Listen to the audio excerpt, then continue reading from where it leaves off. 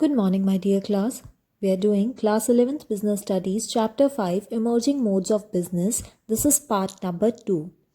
In the previous part, we have already studied the introduction, scope of e-business, and benefits of e-business.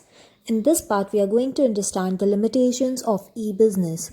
The first limitation is low personal touch. Now, there is a lack of personal touch or interaction among the buyer and seller. It is not possible for the consumer to touch the product before purchasing it while doing online shopping. Therefore, at some times, consumer do not have the confidence to buy the product or he do not feel safe to buy the particular product. Second point is mismatch between order giving and fulfillment. Now, online shopping can be done with a single click of the mouse, but physical delivery of the goods may take time. So there is always a time gap between the placement of the order and the fulfillment of the order. Okay, so this is a disadvantage or the limitation. Now the third point, need for technological competencies of the party. Technical knowledge is required by both the parties to undergo online selling and purchasing of goods with the help of internet. That is, both the parties should have the technical knowledge. Then the fourth point, increased transactional risk. Now, internet transactions occur in cyber world and there is always a risk of leakage of confidential information of the parties. Moreover, it is also difficult to trace the location of the party in case if this type of default is done.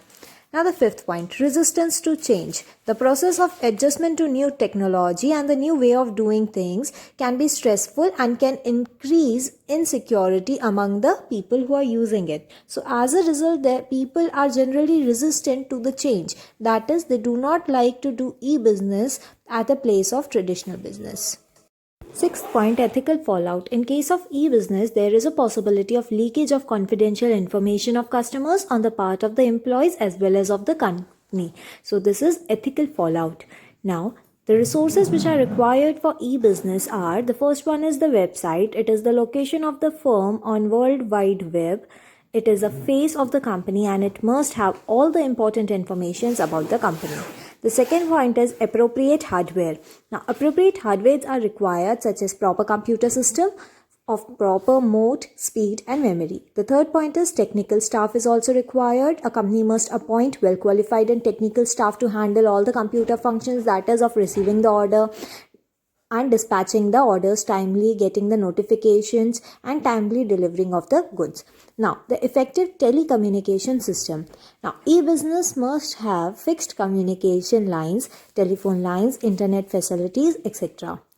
Fifth point, computerized system of receiving payment. Adequate devices should be there so that the payment can be received and the refund can be made. That should be installed for the e-business. Online transaction procedure. Now, the first point is pre-purchase or sales stage. Now, when it is the first stage, the seller advertises the product and the customers look after the information about the product. Before shopping, the customer is required to open an account with the online vendor. After that, the customer's identity, shopping cart, password is protected and is never really revealed to anyone. The second stage is placing an order or the purchase or sale stage. Now, after seeing the various products on the website, the customer can select the product of his choice and add it to the cart. And after making the final decision, he purchases it. As and when the customer decides the final purchase, the product, then he selects the payment option for the payment. Now, the customer is having various payment options such as COD, that is cash on delivery. It carries an option to make the payment at the time of the delivery. The second point is check. Now, some online vendors also provide the customers an option to make payment through check. In this, the vendor's representative goes to the customer and collects the check, thereby delivering the goods. The third point is net banking transfer.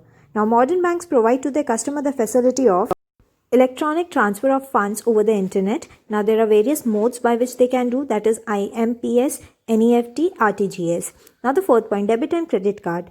These are also called plastic money and these payments are called the plastic money payments. These cards are issued by the bank which allows the customer to make the payment for the purchases. Now, debit card allows the customer to make the payment up to the limit of amount that is present in the accounts, while credit card allows the customer to make the payment beyond the amount which is held in the account but up to a credit limit.